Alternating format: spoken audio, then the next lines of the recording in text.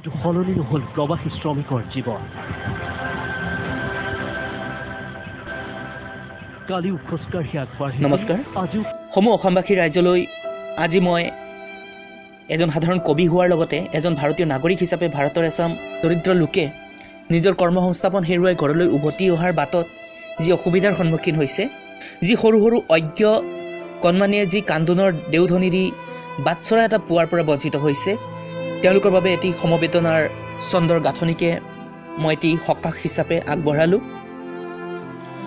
আশা কৰোঁ আপোনালোকে এইটো আগবঢ়াব। আজিৰ কবিতাটিৰ শিৰোনাম পৰিভ্ৰমী চৰাইজাক। অ' বোপাই, অলপ শুনচোন। দুবেলা দুমুঠি খাব নেপালেও তই ঘৰতেই থাকচোন। তোক অচিন ৰোগত হেৰুৱাই বুঢ়াকালৰ লাঠিডাল ভাঙিব নিবিচাৰোঁ বোপাই। তই মোৰ লগতেই থাক। 100-200 মাইল বাট জুৰি সেই গংগা বৰলুইত পাৰ হৈ আহিব পাৰিবি জানো বোপাই? জীৱনৰ তুলুঙা নাৱত তয়ে মোৰ একমাত্ৰ বঠা বোপাই। অ' বোপাই, তই আহ, ঘৰলৈ উভতি আহ। বাট কৰি বাই তই ধন ঘটিব নালাগে। চকুৰ মণি হৈ বুঢ়া বুঢ়ী হোৱালৈ তই মোকেই চাবি। তই অলপ আহি মোৰ কাষত বহচোন। দিহিঙে দিপাঙে উৰি ফুৰি খাদ্য বিচাৰি জন্মভূমিৰ দৰে জানো সকাহ পাবি?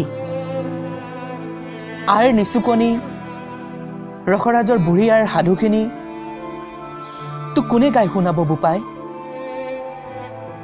অ' বোপাই, অলপ শুনচোন। মই জানো তোৰ বহুত কষ্ট হৈছে। এই তপত ৰ'দত পকী বাটত তোৰ পদকমলো ক্ষয় হৈছে। মুকলি বাট যেন পলকতে লোকাৰণ্য হৈ পৰিছে। বোপাই, আৰু বেছি দূৰ নাই। তই আহি পাবিহি, অলপ জোৰ দেচোন। তই পাৰিবি, মই জানো তই পাৰিবি।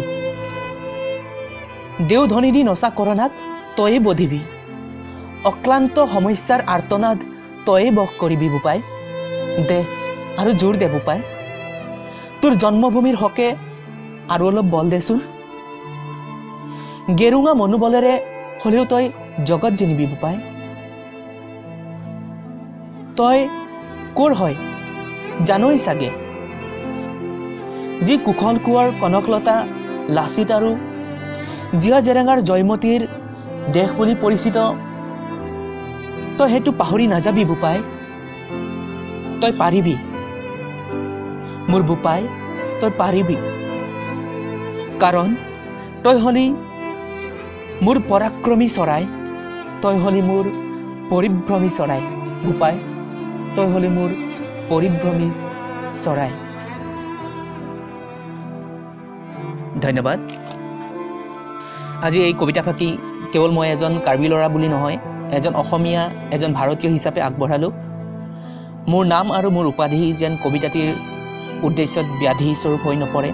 আপোনালোকে যিমান পাৰে কবিতাটি আগবঢ়াওক, যাতে অসম তথা নিজৰ জন্মভূমিলৈ উভতি অহা সমূহ লোকৰ যদি এজনেও এই কবিতাটি যদি শুনি সকাহ পাইছে, তে মই নথৈ কৃতজ্ঞ হ'ম।